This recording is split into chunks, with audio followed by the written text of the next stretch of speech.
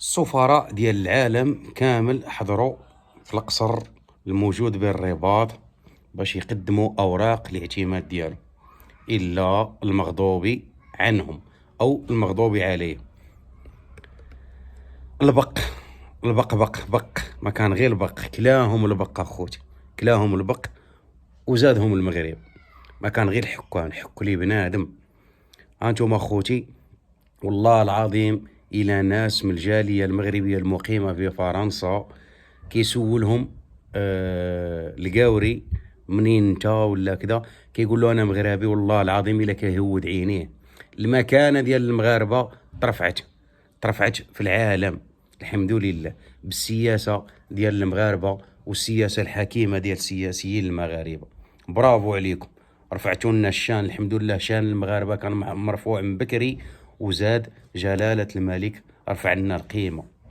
تبارك الله عليكم وربي يعاونكم. خوتي العزاز، فرنسا كتبغي تركع لافريك وكتبغي تزرع الفتنه ما بين الدول الافريقيه، شمال افريقيا ودول لافريك الجنوبيه والغربيه. مهم زارع الفتنه في لافريك كامله.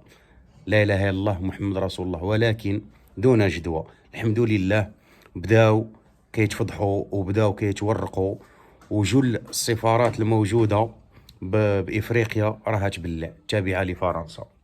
علاش؟ لان سوء النيه تجاه افريقيا بدات كتبان وبدات كتوضح للرؤساء الافريقيين.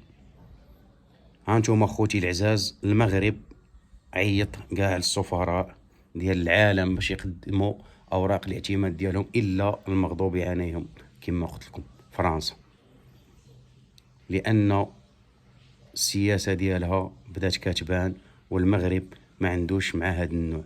المغرب يجيه مسجد ورواحه في امور واضحه باش يمشي معك. لا حول ولا قوه الا بالله.